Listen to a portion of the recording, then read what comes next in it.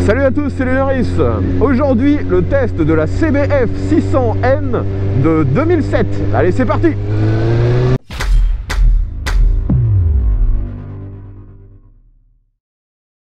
Alors aujourd'hui, j'ai de nouveau la chance d'avoir un de mes abonnés qui s'est déplacé jusqu'ici malgré l'automne avec cette moto, donc une petite CBF 600N.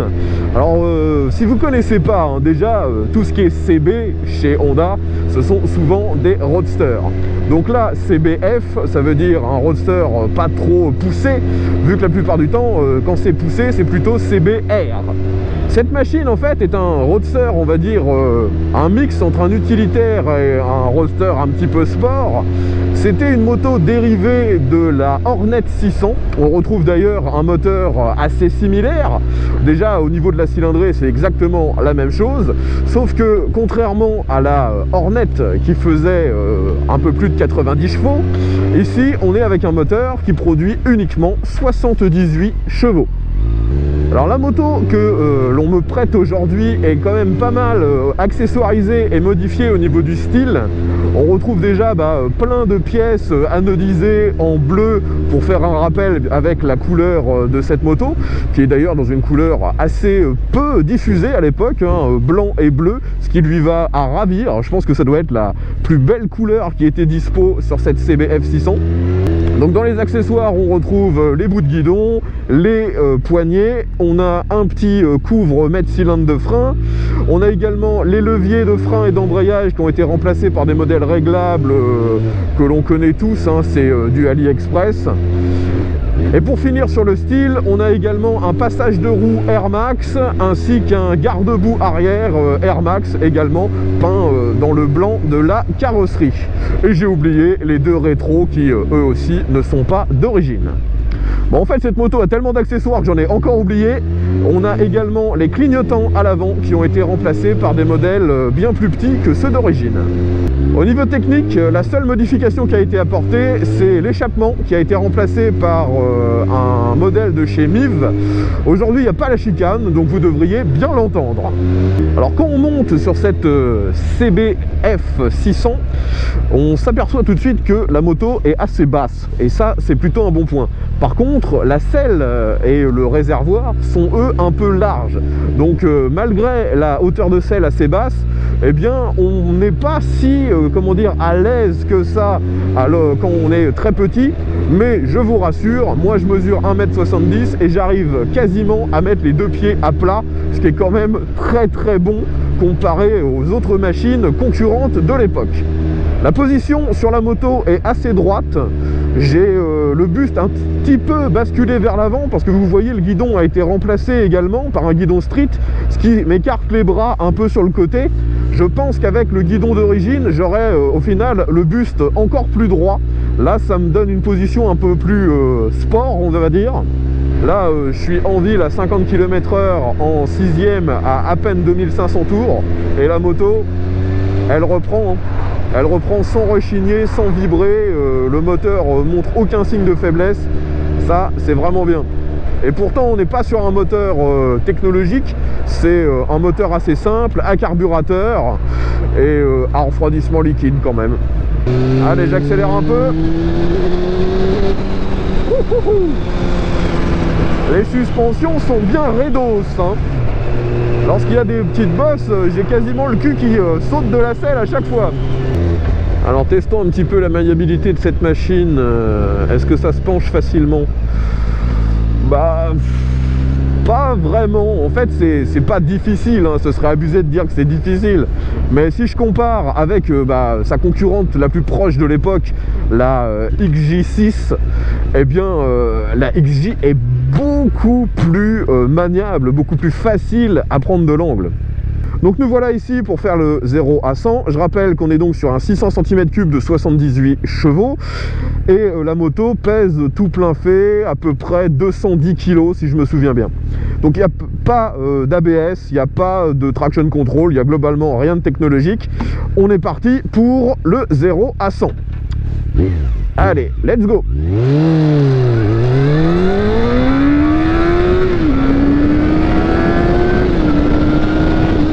Et je freine, frein arrière. frein avant.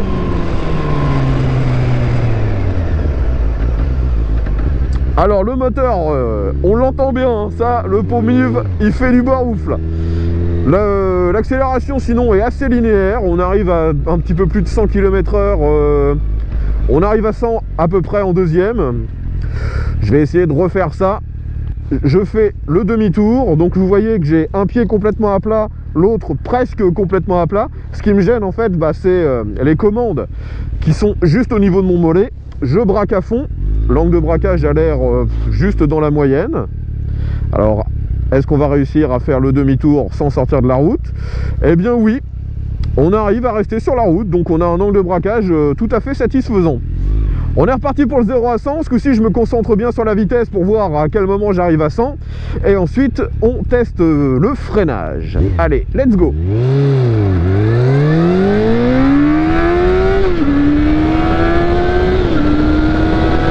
Et je freine.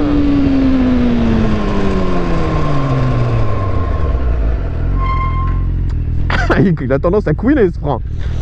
Bon, au niveau de l'accélération, donc j'arrive bien à 100 en deuxième. L'accélération est tout à fait satisfaisante. On monte bien dans les tours, on a la bonne sonorité d'un 4 cylindres. Et au niveau du freinage, ce qui me surprend le plus en fait, c'est le frein arrière. Le frein arrière, il est vraiment efficace. C'est pas un freinage couplé, hein. Quand je freine de l'arrière, ça freine que de l'arrière. Mais j'arrive vraiment à bien ralentir la moto avec. Le frein avant, lui, est relativement bon, c'est dans la moyenne de ce qui se fait, je dirais, encore récemment. Par contre, la sensibilité est pas forcément terrible. Est-ce que c'est le levier réglable AliExpress qui donne cette sensation? Là, j'avoue que je ne peux pas vous dire. Quand on essaie de basculer la moto, on a une petite résistance, hein. C'est pas du tout aussi facile qu'un XJ de l'époque. Et j'accélère.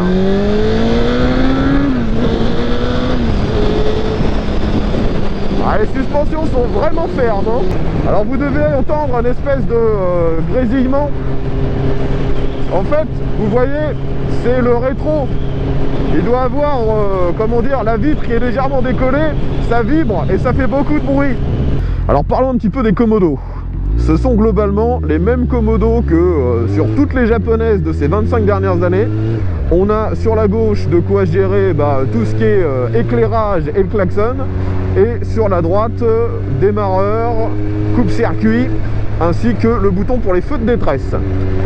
Vu que c'est une machine à carbu, on retrouve sur le côté du moteur une espèce de petite tirette pour le starter, ainsi qu'une vis de réglage pour le ralenti. Le compteur est lui aussi à l'ancienne. On a deux gros compteurs à aiguille, la vitesse, le compte-tour, et un tout petit qui permet de vous indiquer la température du liquide de refroidissement. Et on a également un tout petit écran à cristaux liquides, juste pour vous donner le kilométrage de la moto, ainsi que les tripes. Donc en 2007, hein, c'était loin d'être technologique, hein. C'est peut-être pour ça que la moto n'a pas eu beaucoup de succès. Allez, petit test de souplesse, je me colle en 6 à 30 km/h. Et vous voyez, ça reprend tout seul. Alors la moto, hein, dans les virages, j'ai l'impression qu'elle essaie tout le temps de revenir en position droite. Et c'est ça en fait qui peut être, comme je veux dire, gênant par rapport à la mise sur l'angle comparé à un XJ. Le XJ est très facile, c'est neutre dans son comportement, c'est extrêmement simple. Là on a une moto qui essaie tout le temps de revenir un peu droite. Donc il faut insister un peu plus pour réussir à la maintenir dans la bonne trajectoire. Oh là là. Ouais, je sais pas si les amortisseurs sont vieux ou simplement très fermes d'origine, mais là, quand je prends des bosses, j'ai un peu le cul qui se lève, hein. Alors, Dodane à 30 km/h, ouais, c'est comme je disais, hein, c'est un peu ferme, hein. On n'est pas du tout en fait sur le même truc que sur une MT-07 qui elle a des suspensions tellement molles que ça en devient dangereux. Là, c'est plutôt l'inverse. C'est un peu trop ferme. On s'attend pas à ça d'une machine, comment dire, qui se veut un peu utilitaire. C'était pas une moto dans la catégorie sport, hein. Les suspensions d'ailleurs, hein, sont assez bas de gamme, elles sont pas réglables, hein, ni à l'avant ni à l'arrière. On a une bonne petite relance, hein, quand on est à mi-régime. entre 5 et 7000 tours, déjà le moteur, bah, il marche plutôt bien. Allez, on va essayer de prendre quelques virages avec cette moto. Faut que je me méfie, la route est vraiment humide. Et comme je vous disais, hein, le début en fait de la mise sur l'angle, il y a une espèce de mini résistance. Je sais pas s'il y a un problème au niveau de l'angle de colonne de direction, ce serait pas impossible, mais c'est pas rassurant et ça incite pas à faire le con en fait. On a une moto qui est pourtant assez comparable au niveau des performances, au niveau de la monte de pneus par rapport à la XJ, mais vraiment la XJ6 est bien plus facile, hein. Par contre j'ai l'impression que celle-ci a peut-être un meilleur freinage. Il y a juste le début de la sensibilité lorsqu'on freine de l'avant qui est un peu mou. Après c'est vraiment dosable, il n'y a pas de problème. Et l'arrière fonctionne impeccablement bien. Ouais, le moteur il a un comportement sympa, hein. Franchement il est suffisant, il n'y a pas besoin de plus. C'est sûr qu'on sent bien qu'il y a moins de performance au final que sur un Hornet, mais il n'y a pas vraiment besoin de la puissance supplémentaire proposée par le Hornet, hein. Celle-ci est déjà largement suffisante.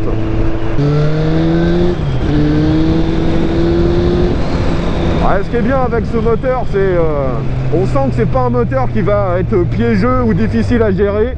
C'est une puissance qui est vraiment comment dire, gérable et suffisante. Au fil du temps, j'arrive à m'y faire un peu plus à cette moto, hein.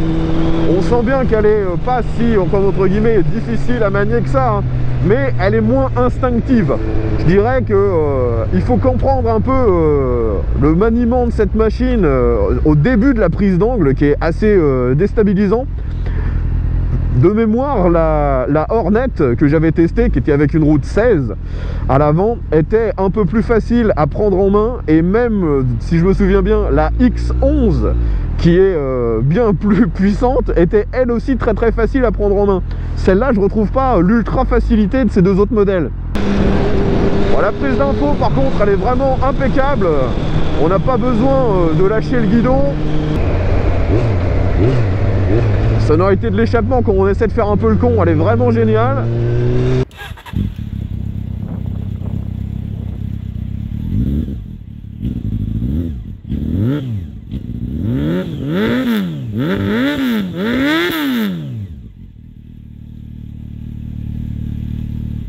Alors nous allons faire un passage sur l'autoroute comme d'habitude. Bon, alors bien sûr, hein, c'est une moto avec une esthétique un peu à l'ancienne de roadster, avec son gros phare rond, il n'y a même pas de casquette, il n'y a rien, donc j'ai absolument aucune protection. Je me prends tout le vent dans la gueule. Pareil pour les mains, je suis déjà en train de me cailler un peu. Là je suis stabilisé sur l'autoroute à environ 100 km/h en 6ème, on va essayer de faire une relance, j'accélère à fond. 110, 120, 130. Donc vous voyez que ça en prend plutôt pas mal, surtout qu'en plus j'étais uniquement à mi-régime. Là en 6ème à 110, je suis à un peu plus de 5000 tours. On peut, à mon avis, monter à facilement 200 avec cette moto. Et là le moteur s'essouffle pas en fait, hein. Mais le problème c'est le bruit de l'échappement est un peu, une fois de plus, monotone et un peu fort. Je ne sais pas si vous l'entendez encore bien, il y a beaucoup de bruit avec le vent. Allez, je stabilise avec le frein arrière qui freine toujours aussi bien. La boîte de vitesse est impeccable, comme souvent chez Honda. Donc j'ai oublié de le préciser, mais la moto est équipée d'une selle confort de chez Bagster, qui est conçue pour bien sûr matcher avec le code couleur de la moto, ce qui lui va une fois de plus parfaitement bien. Et pour une selle confort, je la trouve pas si confort que ça en fait. Elle est à peine mieux qu'une selle normale. Et comme tout à l'heure, hein, en étant à mi-régime, hein, entre 4 et 6000, on a déjà une bonne relance, hein. C'est à se demander même s'il n'y a pas plus de relance que sur un Hornet.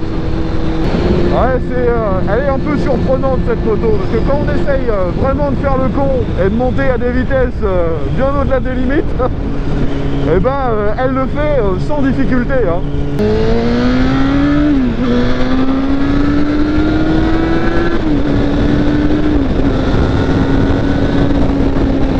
Ce que j'aime j'aime beaucoup avec cette machine, c'est qu'elle est vraiment à taille humaine en fait.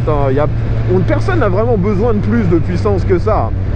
Et il y a suffisamment de patates pour faire le con. Elle est suffisamment maniable pour se marrer quand même un peu.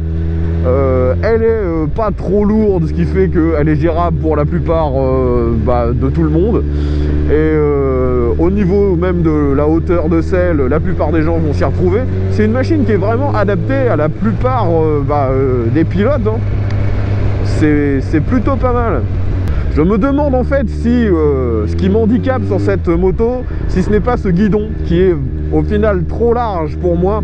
Et pour que ce soit parfait, il faudrait que le guidon soit peut-être 5 cm plus resserré.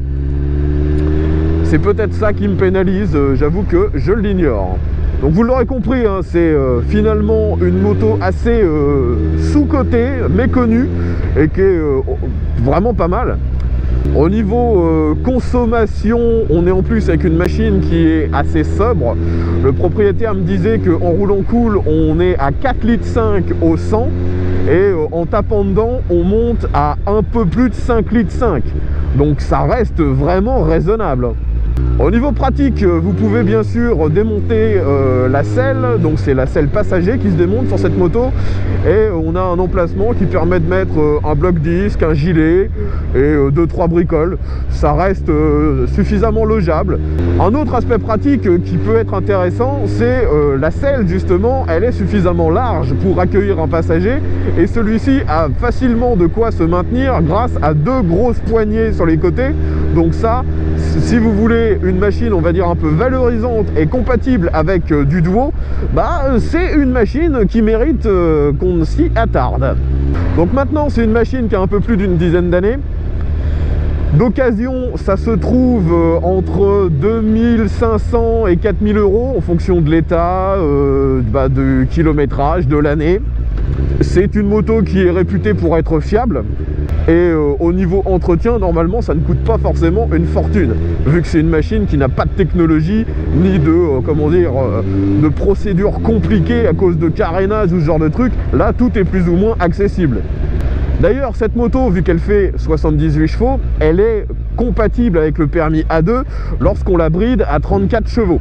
Globalement, hein, si je devais donner mon avis perso, je dirais que si je devais choisir une machine de cette catégorie, un 604 cylindres bridable pour le permis A2, moi je reste toujours sur la XJ6 parce qu'elle est tellement facile que j'apprécie vraiment cette moto.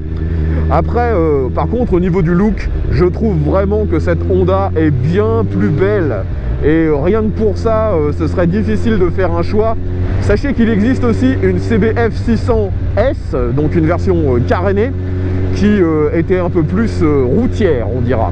Si vous cherchez un roadster fiable, pas trop cher, en entretien ni à l'utilisation, compatible avec le permis A2, et avec un look un peu néo-rétro, parce que là, dans son look, avec ce gros phare rond et cette ligne typique de CB, si on la mettait par exemple avec sa grande sœur, la CB 1300, elle ressemble beaucoup.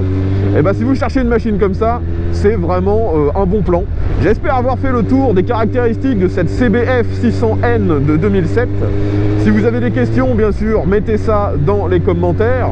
Si vous avez possédé cette moto ou si vous la possédez encore, n'hésitez pas à nous dire ce que vous en pensez dans les commentaires.